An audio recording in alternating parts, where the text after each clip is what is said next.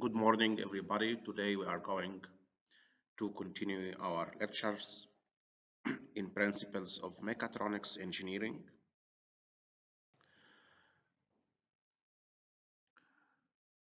We have to continue now as a part of system modeling regarding mechanical systems and electrical systems, and then the electromechanical systems after combining both of them.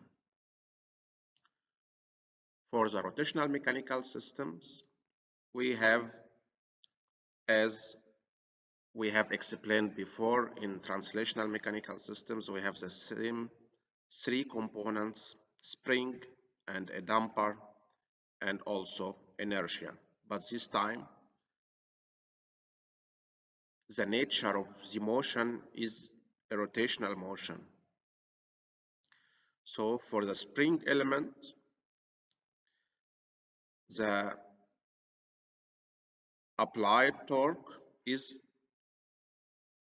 directly proportional to the angle theta, which is the angle of rotation. So the torque applied is equal to the stiffness of the spring K multiplied by angle theta, which is the variable in this case. By this way, also the torque induced as a reaction torque is equal to the stiffness or spring constant K multiplied by the angle theta. In case of the damping element, in the rotational motion, the torque is equal to the damping constant d multiplied by the angular velocity, which is d theta over dt. In case of inertia, for rotational motion, the torque is equal to J, which is a moment of inertia, multiplied by the acceleration, which is the differentiation twice of theta over dt squared. So we can simply express all these terms in terms of velocity. So in case of torque angular velocity, the velocity is simply the integration of the angular displacement theta. So we integrate omega from 0 to t dt. And in case of the damping element, the friction or the torque friction in this case is equal to the damping constant multiplied by the angular velocity omega. And for the case of inertia, the torque is simply the moment of inertia multiplied by the acceleration, which is the differentiation d omega over dt. In order to obtain the impedance in this case, the impedance is simply equal to the torque in the S domain or the Laplace domain divided by the angle theta. So in this case, the torque divided by theta is equal to K, and here the torque divided by theta is simply d multiplied by the Laplace variable s, which represents the differentiation in this case. And the impedance for the last element, which is the inertia, is simply the moment of inertia J multiplied by s squared, which is the differentiation 2 times here.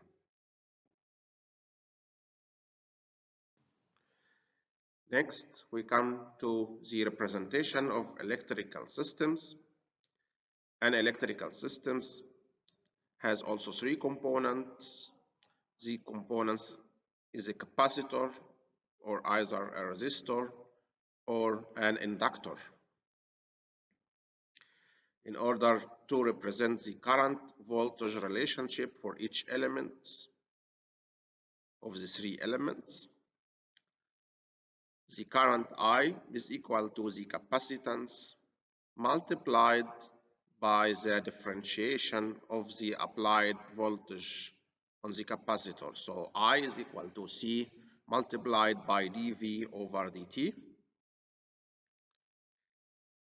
In case of the resistor, I is equal to V over R, and for the inductor, the current I is 1 over L, the integration of the voltage over time, dt.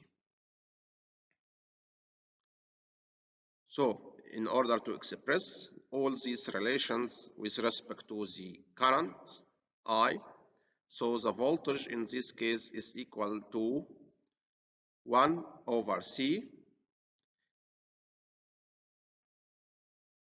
multiplied by the integration of the current I, and the voltage on the resistor is equal to R multiplied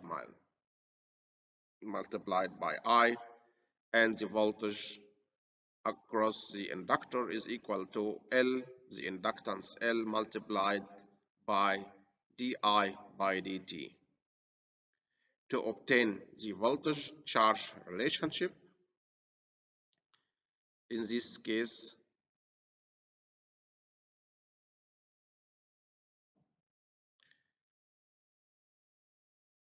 the charge is simply the differentiation or the rate of current. So V in this case is equal to 1 over C multiplied by Q of T. And here the voltage V is equal to R multiplied by dQ by dt, because dQ by dt is simply the current. So for the inductor, the voltage across the inductor is equal to L multiplied by twice the charge, which is T square Q over dt square.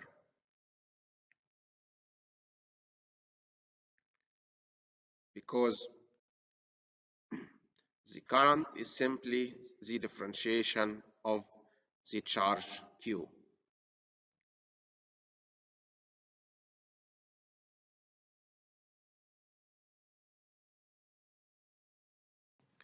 Let's have an example for the given RLC circuit.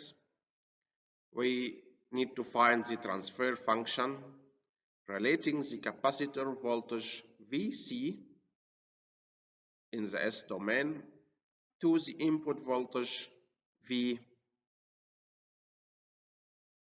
of S. Sorry, this is an tip error here. So the solution, we have to write down the differential equation expressing the voltage on this circuit. So V of T is equal to the voltage across the inductor L, which is LdI over dt, plus R, the resistance R multiplied by the current I of T, plus the voltage across the capacitor, which is 1 over C multiplied by the integration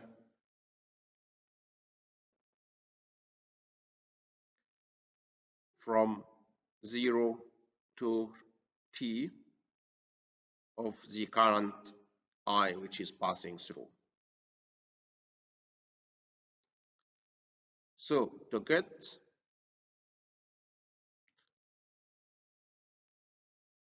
the value of Vc,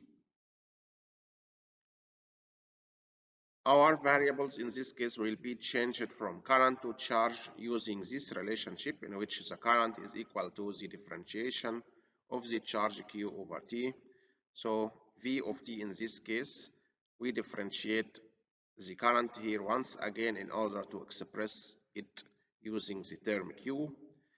plus R dq over dt plus 1 over C multiplied by Q. And we know from the table that the charge Q is equal to C, the capacitance, multiplied by Vc. So we substitute with the value of Q in the previous equation. So we get V of t is equal to L C multiplied by t square Vc over dt square plus R C multiplied by dVc over dt plus 1 over C CVc. By taking Laplace transform in order to express our differential equation in an algebraic equation using the S variable. So V capital of S is equal to LCS square VC of S plus RC S VC plus VC. Using algebraic manipulation, we take VC as a common factor, and then the transfer function is the output voltage on the capacitor Vc over V is simply 1 over LCS square plus RCS plus 1. The corresponding block diagram in which we express our V of S, the supply voltage, as an input, and the voltage across the capacitor as output, can be expressed in this form or structure. Let's have another example. In case we have a circuit with 2 loops and we need to find the transfer function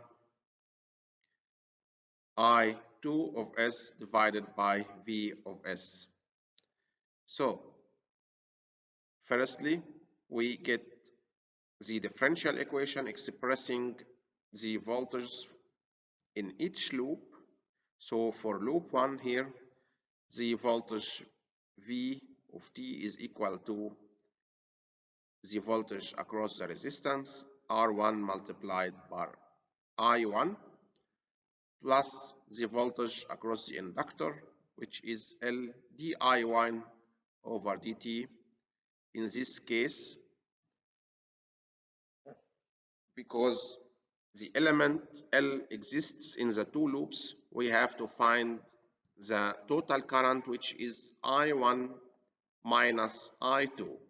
So in this case, the voltage is simply L multiplied by di1 over dt minus L di2 over dt. This equation corresponds to loop 1. For loop 2, 0, because we have no voltage source in this loop, is equal to L di2 over dt plus the voltage across the resistance R2 multiplied by I2 plus 1 over C multiplied by the integration I dt. Don't forget to subtract the other component resulting from the first loop, which is minus L di 1 over dt. So we have here the 2 equations, 2 differential equations describing both the voltages in the 2 loops. So taking Laplace transform for the 2 equations, we get V of S is equal to R1 multiplied by I1 of S plus LSI1 of S minus LSI2 of S. And for the second equation, 0 is equal to LSI2 plus R2I2 plus 1 over C 1 over SI2 minus LSI1. We combine both the equations together to be in this form by taking I1 of s as a common factor and also I2 of s as a common factor in the second equation. After that, we have to solve these two simultaneous algebraic equations in order to find the two unknowns I1 and I2. Of course, in this problem, it is interesting for me to find I2. So the best way for solving simultaneous equations is to use the Kramers rule. Because, okay, it is simple to solve the two equations in two unknowns, but in case you have a big circuit with 3-4 loops, it will not be practical to use the sequential substitution of the equations in order to find your unknowns. So it will be more practical to use this Kramers rule. It's simply by getting the terms of all the unknowns required to be found. Here, the coefficient of I1 is placed as it is, R1 plus L of S here, and for the second equation is minus L of S, and for the second column, we simply substitute by the value on the left-hand side, V of S and 0. In the denominator, we put the determinant of all the coefficients of the unknowns found in this form. So the first column is simply the coefficients of I1. This is R1 plus L of S, and here is the coefficient of I1 for the second equation, which is minus LS. And here is the coefficient of I2 in the second column, here minus LS. And for the second equation is simply all these terms together, LS plus R2 plus 1 over CS. We solve this determinant simply. This element minus is multiplied by this element minus this element multiplied by this element, and so on. Also for solving the delta, we get simply I2 of S.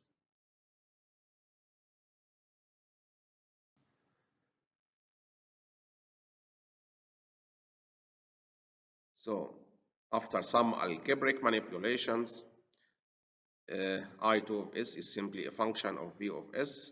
Simply to get the transfer function, we divide I2 of S over V of S to obtain this transfer function expressed in this block, which defines the relationship between the input voltage V of S to the output variable, which is needed I2 of S.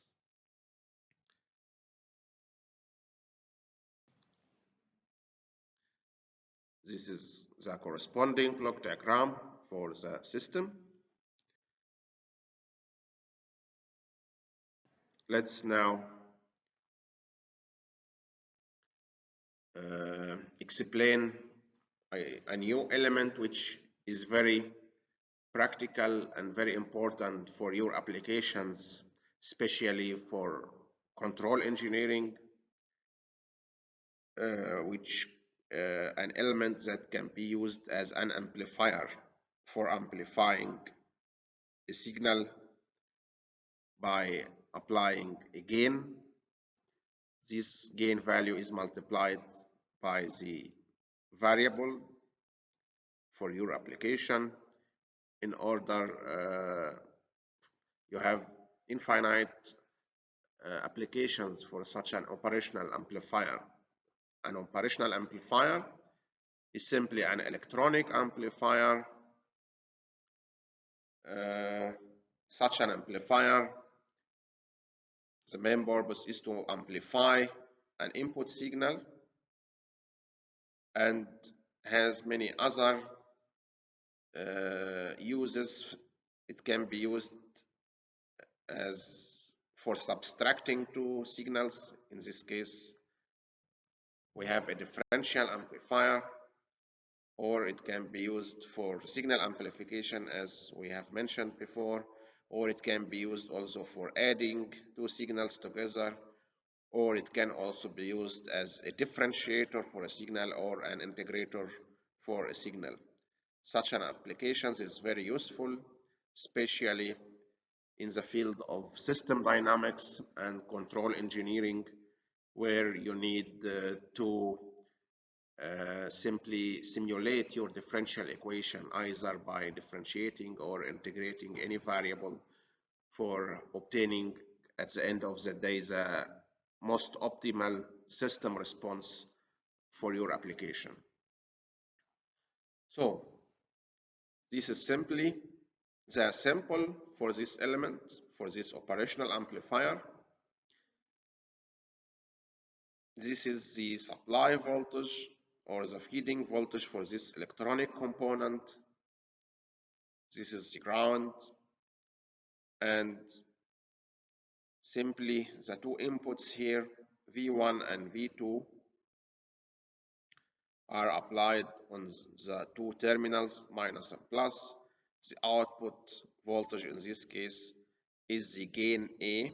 This is the amplification gain of this component multiplied by the difference between both the variables V2 and V1. So V output is simply the gain A multiplied by V2 minus V1. The first type or the first configuration of such an element is called the inverting operational amplifier. Inverting operational amplifier, in this case, the plus terminal, which is V2, is grounded as shown in this figure, and once this terminal is grounded, so the output will have a negative sign because V1, the applied voltage, is connected to the negative terminal. So V output is simply minus the amplification gain A multiplied by the input signal V1. Such an operational amplifier, in this circuit, we have two impedances, the impedance between the input applied voltage Vi and V1, and which is called the input impedance Z1, and we have the other output impedance Z2, which is represented between between V1 and V output.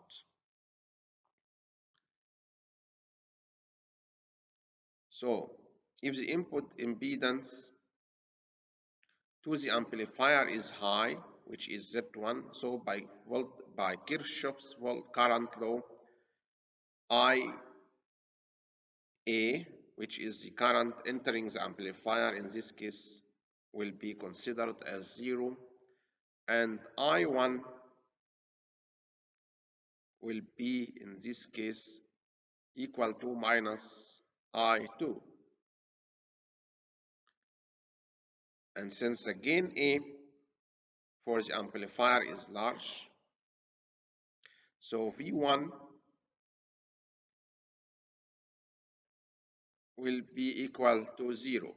So in this case, I1 is equal to Vi divided by Z1, and minus I2 is equal to minus V output divided by Z2. So by equating the two currents after substituting with the current values in terms of voltage, so V output over the impedance Z2 is equal to minus V input over Z1. So the transfer function in this case will be when we need to represent the relationship between the output voltage V output divided by V input. This will be equal to minus Z2 over Z1. This means by setting the value of the output impedance Z2 with respect to the impedance, the input impedance Z1, we can simply control the gain of V2 over Vi. So as long as Z2 is very large, we got a higher amplification ratio in this case. The negative value, this is because of the inverting amplifier, because the plus terminal is connecting to the ground. Second impedance, which is the output impedance Z2, both elements are connected in series here. So the impedance Z2 is equal to R2 plus 1 over C2 multiplied by S. And by substituting with both equations in the transfer function V output over V input, we get this transfer function in the S domain, and this is the corresponding block diagram describing the relationship between input and output.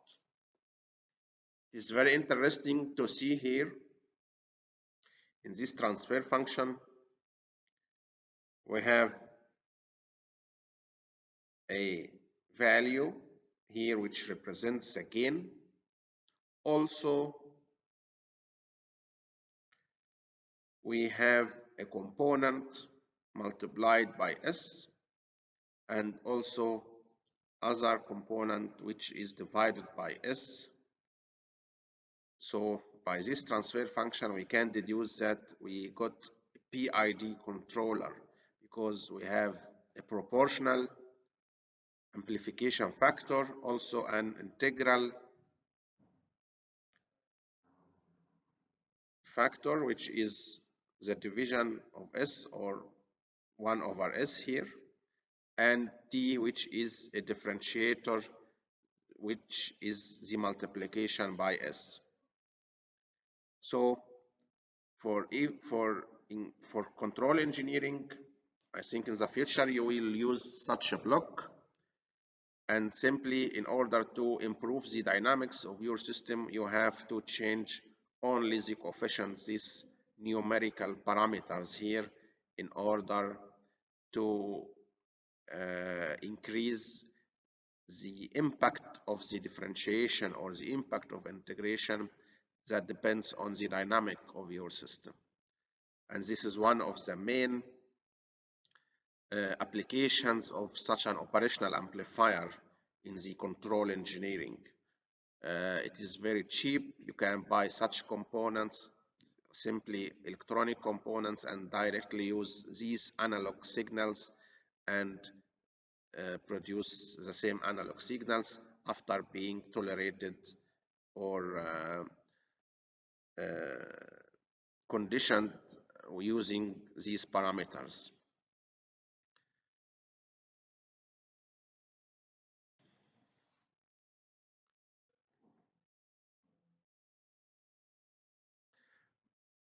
We have explained the inverting operational amplifier. The second type is here the non-inverting operational amplifier.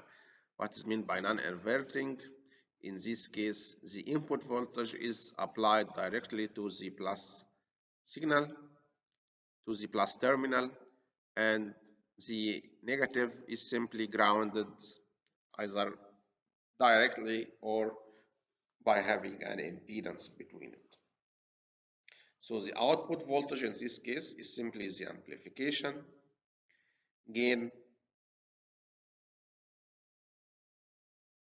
multiplied by Vi minus V1. So, but using voltage division, V1 is equal to V output multiplied by Z1 over Z1 plus Z2. And by substituting with 2 in 1, V1 in this case over V output over V input is equal to the amplification gain A divided by 1 plus A Z1 over Z1 plus Z2. This comes from the voltage division relationship described in 2. So for large amplification gain A, this one is neglected, so we obtain simply that and A will be cancelled with A in the denominator will be cancelled with A in the numerator. So simply the relationship for this non-inverting operational amplifier is equal to Z1 plus Z2 divided by Z1. Let's have an example on the non-inverting operational amplifier that is let's have also the transfer function V output divided by V input for the given circuit. Directly we calculate the impedances Z1 and Z2. Z1 is simply we take both the impedance in series R1 plus 1 over C1 S, and Z2 we calculate here the impedance by assuming the parallel circuit configuration. So R2 multiplied by 1 over C2S over R2 plus 1 over C2 of S. So the voltage or the relationship, the transfer function, which we got it in the previous slide, Z1 plus Z2 over Z1. Simply substitute with both impedances Z1 and Z2 in this equation, we got the given transfer function. The loop equation in the armature circuit, we have the armature voltage is equal to I multiplied by RA and L di by dt plus the back EMF, which is V. Okay, R multiplied by I, L, SLA. This means we have differentiated the current signal plus VB equal to EA. The torque developed by the motor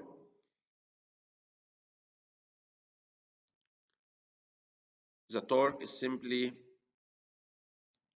directly proportional to the applied current IA. So Tm is equal to Kt multiplied by A, and Ia is equal to 1 over Kt multiplied by Tm. We substitute equation 2 and 5 and 3. So we got the relationship between the torque Tm and EA. Now we have to find the relationship Tm in terms of theta m.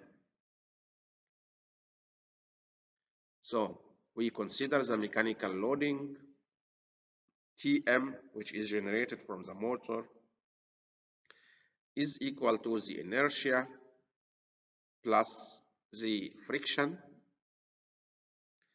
components multiplied by theta m.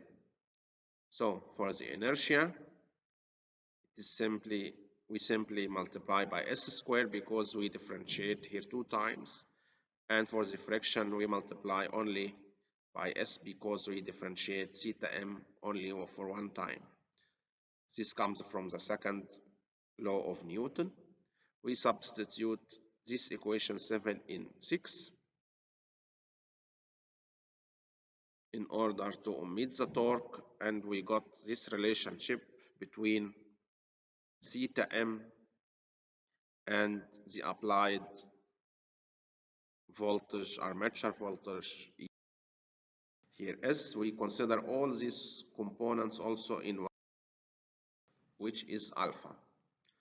So we consider simply the general form for a DC motor that describes the output angular displacement theta m divided by the applied armature voltage EA by a constant divided by S multiplied by S plus constant. So the two constants are K and alpha. Let's show here another case for loading a DC motor. What happens when we have a load on a DC motor? In case we have a load on a DC motor, simply represented by an inertia JL and a friction element DL, and this load is simply also applied on the motor throughout a gear ratio. We have here a gearing between the load and the motor. So we know before that the motor has inertia JA and a damping coefficient TA at the armature driving a load, and this is the new load parameters JL and TL. So in this case, the equivalent inertia GM is equal to the inertia of the armature plus the inertia of the load, but don't forget to consider the gear ratio here in this case N1, which lies on the axis of the motor, divided by N2 square. The same for the damping. The damping coefficient Tm is equal to the damping of the armature plus the damping of the load multiplied by the same way as for the inertia, N over N2, N1 over N2 square. Here, in case of t equal to 0, okay, this comes to on the left hand side, this will be cancelled by this, and we find that omega m,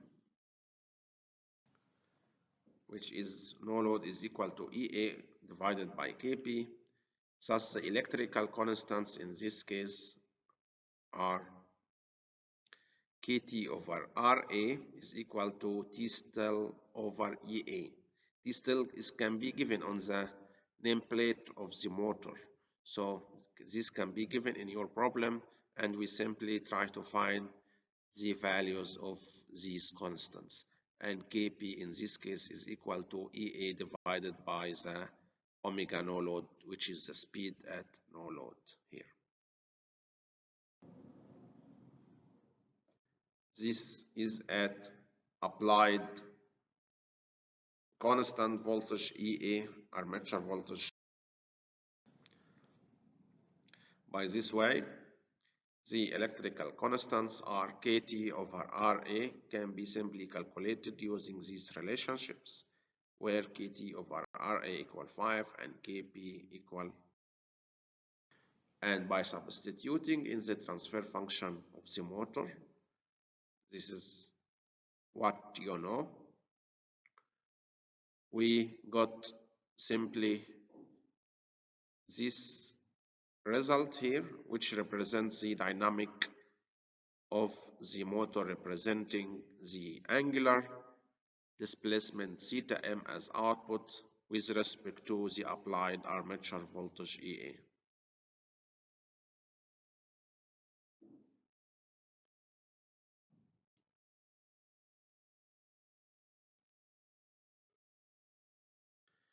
Note that this represents only theta m, which is the angular at the motor side. In order to express the angle at the load side, we have to consider the reduction gear.